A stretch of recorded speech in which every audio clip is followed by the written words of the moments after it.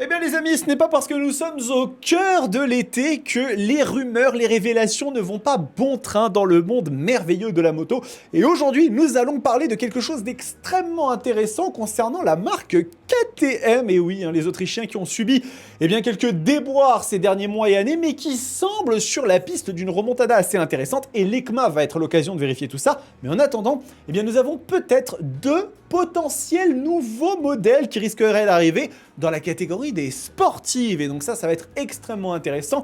Et nous allons également discuter dans ce Moto Bistro des ventes d'une machine qui est arrivée il y a peu de temps et qui semble déjà être en train de cartonner.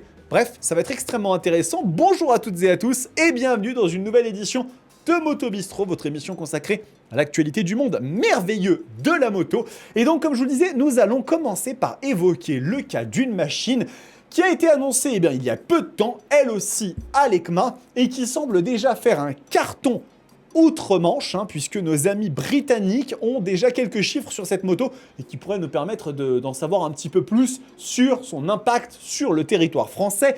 Il s'agit de la Honda CB1000 GT, cette moto un peu crossover qui reprend la base de la CB1000 Hornet. Donc il s'agit d'un article du magazine Visor Down que je vous invite à aller regarder. Et vous le savez, cette CB1000 GT, lorsqu'elle a été annoncée, elle a quand même fait un certain bruit parce que c'est une moto qui non seulement a des caractéristiques visuelles qui sont, ma foi, assez inhabituelles chez Honda, parce qu'on a quand même des lignes sur cette moto qui sont extrêmement affûté, regardez, on a ici un look avec ces mandibules de scorpion qui sont quand même assez agressives, on a un style sur la moto qui est, ma foi, plutôt, encore une fois, assez inhabituel. Chez Honda, on a plus l'habitude de voir des lignes assez fluides chez le constructeur ailé. Et là, cette moto, finalement, elle reprend un peu cette filiation que la CB1000 Hornet a commencé, à savoir d'avoir une ligne, un design un peu plus violent, un peu plus agressif.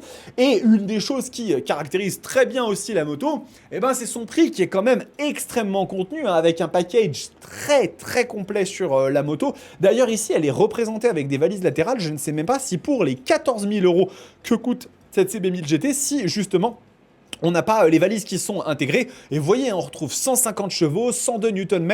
En termes d'électronique, on a pas mal de choses sur la machine. Vous avez contrôle de cabrage, bulle réglable sur 5 niveaux, poignée chauffante, signal d'arrêt d'urgence. Bref, on a plein de choses.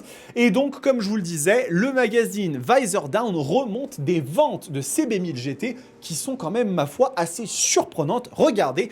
La nouvelle Honda CB1000 GT devient pour la première fois un best-seller britannique. Pour la première fois, mais c'est aussi le début de la carrière de cette moto. Et donc, elle s'est vendue plus d'unités en juillet 2026 que certaines des motos les plus populaires du Royaume-Uni des 2 dernières années. Regardons un petit peu ce qui en est dit, parce que je trouve que c'est ultra intéressant. Donc cette moto qui a été dévoilée à l'EICMA 2025 à Milan, donc vraiment très récemment, aux côtés du nouveau V3 RI compresseur, celui qu'on attend extrêmement impatiemment, ainsi que la gamme élargie d'embrayage électrique, donc le fameux e-clutch, qui comprend la 750 Transalp, la Hornet, la NX 500, etc., etc.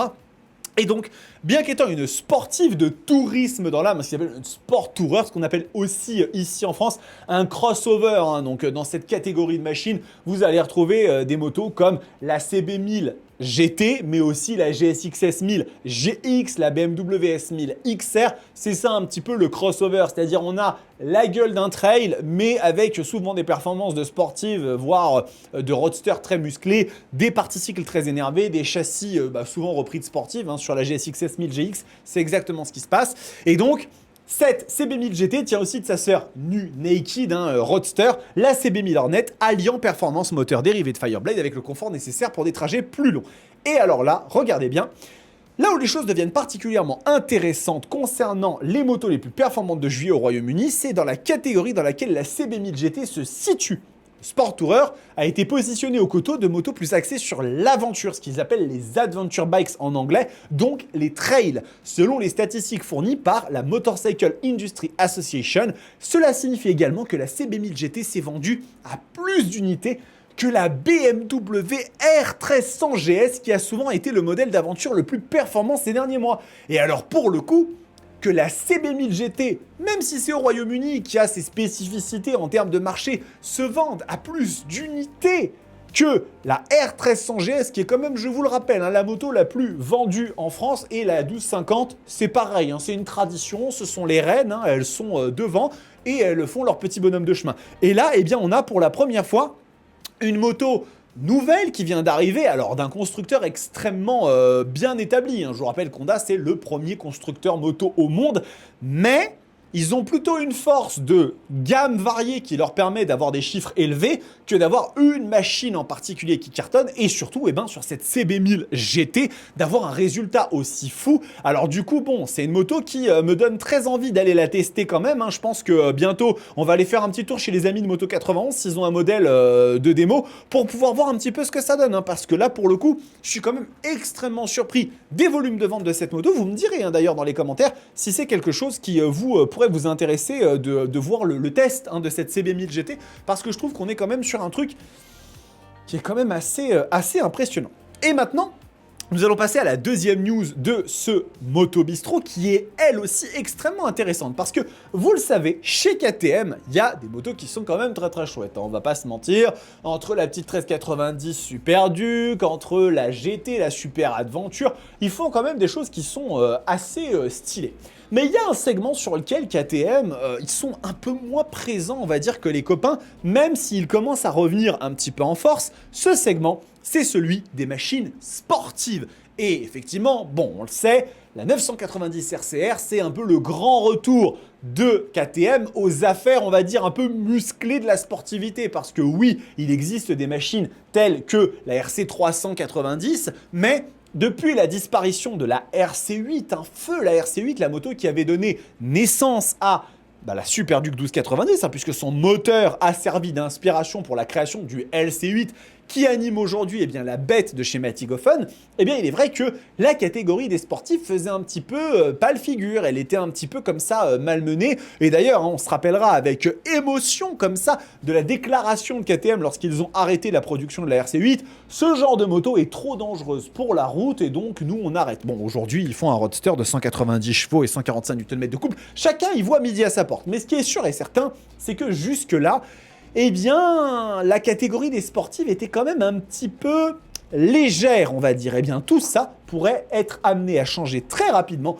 puisque deux nouvelles KTM Sport Bikes sont en route. Donc, on est sur un article de Ride Apart, encore une fois traduit.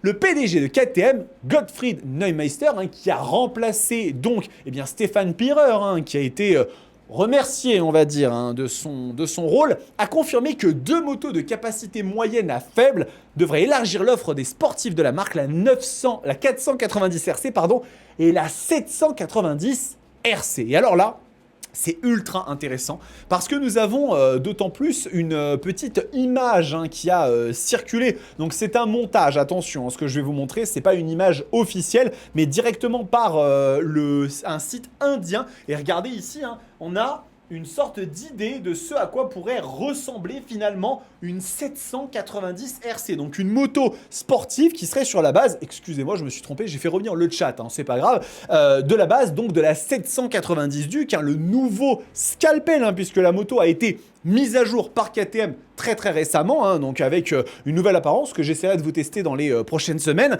Et donc est-ce que oui ou non, eh bien cette 790 RC pourrait revenir, en tout cas. Voilà ce qui est dit. Vous souvenez-vous de l'enthousiasme du monde de la moto lorsque KTM a lancé la RC8 en 2008. Donc Ride Apart reviennent sur ce sujet qui est quand même super intéressant. Mais après seulement 7 ans, KTM s'est retiré de la catégorie Superbike, abandonnant son offre. Une décennie plus tard, cette excitation a été ravivée lorsque la 990 RCR est arrivée dans les concessions. Et ça, c'est vrai. La 990 RCR, c'est une moto qui a beaucoup stimulé un petit peu la curiosité des fans et des passionnés de la marque. Et maintenant, il semble que la marque autrichienne s'apprête à nous offrir deux toutes nouvelles sportives pour nous enthousiasmer. Dans une interview récente, le PDG du constructeur, Gottfried Neumeister, a confirmé que deux motos de capacité moyenne à faible devraient élargir l'offre de sport de la marque. Donc ça, c'est vraiment super intéressant. Bien que KTM ait annoncé l'an dernier l'arrêt de la 390 RC au Royaume-Uni et en Europe, la marque ne se retire pas du marché des sport bikes d'entrée de gamme. L'une des nouvelles sportives confirmée est la 490 RC, à ne pas confondre avec la 450 RC bicylindre que la marque commercialise déjà en Chine. Ce seront deux machines différentes. La 450 RC est basée sur une CF moto. Et bien que nous ne connaissions pas les détails techniques du 490 RC, nous savons qu'il ne sera pas la même chose que la 450. Donc ce sera probablement une nouvelle machine. Et entre la 490 et la 990, il y aura une 790 RC. Ce n'est pas la plus grande surprise du monde, étant donné que la marque a récemment dévoilé la dernière 790 Duke. Ce qui veut bien dire que sur la base de cette nouvelle machine que KTM a sorti, son nouveau scalpel, qui est somme toute une 790 Duke, mais remise au goût du jour avec une nouvelle apparence, basée beaucoup notamment sur la 990 et la 1390. Quand on voit ce phare, ça fait vraiment penser, avec des améliorations, de la partie cycle, etc., etc. Eh bien, KTM pourrait se mettre dans l'aspiration de la sortie de ce roadster et déployer une 790 RC. Et c'est vrai qu'effectivement aujourd'hui, il y a un trou un peu béant entre la 990 RCR et la 390 RC, parce qu'on a quand même quasiment 100 chevaux d'écart. Et peut-être qu'effectivement, il y a de la place pour mettre une moto de 90, 95 chevaux en sportif. Ce serait très intéressant parce que finalement, ce marché, il existe, il est là, il est présent. On a la 675 SRR chez CF Moto, on a la 800 SRK RR chez QJ Motor, la GSX 8R, la Daytona 660. Donc il y a un marché, finalement, il y a une place pour faire venir une sportive qui ne serait pas au niveau des sportives mid-power comme la 990 RCR, la Panigale V2 et compagnie, mais qui permettrait de élargir, étoffer la gamme de sportifs chez KTM et leur permettre de venir chercher des parts de marché sur un segment qui est, il est vrai, en développement. On a tendance à penser que les sportives disparaissent au fur et à mesure du temps. C'est plutôt l'inverse en fait. C'est juste que le marché évolue et du coup, la question que je vous pose qui me semble quand même assez intéressante, c'est est-ce qu'il y a une possibilité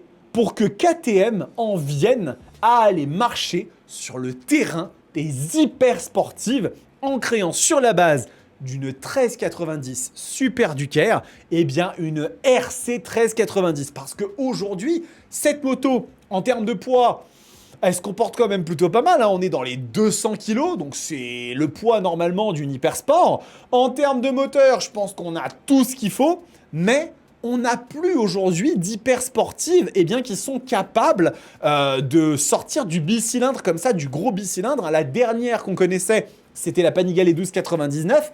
Et finalement, il pourrait y avoir un truc à aller chercher. D'autant que je vous le rappelle que KTM a réussi quand même à développer plus de 200 chevaux sur ce moteur avec les nouvelles Super Duke RR. Donc, il y a peut-être un monde dans lequel il y a quelque chose à faire. Et moi, ça me rendrait hyper curieux de voir comment une hyper sportive KTM avec le moteur de la 1390 pourrait se comporter. À mon avis, ce serait une petite bombe.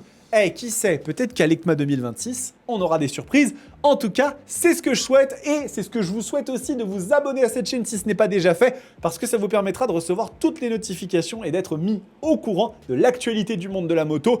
On ne se lâche pas pendant l'été les amis, il y a beaucoup de choses à voir. D'ailleurs, je vous invite à aller regarder notamment la vidéo que j'ai publiée sur la dernière FAQ où on parle du prix potentiel de la nouvelle V4 SR double R de chez CF Moto. C'est la question qui agite un petit peu toutes les discussions sur internet et en réel. Et en attendant les amis, on se retrouve très bientôt. Prenez soin de vous, kiffez vos bécanes. Ciao!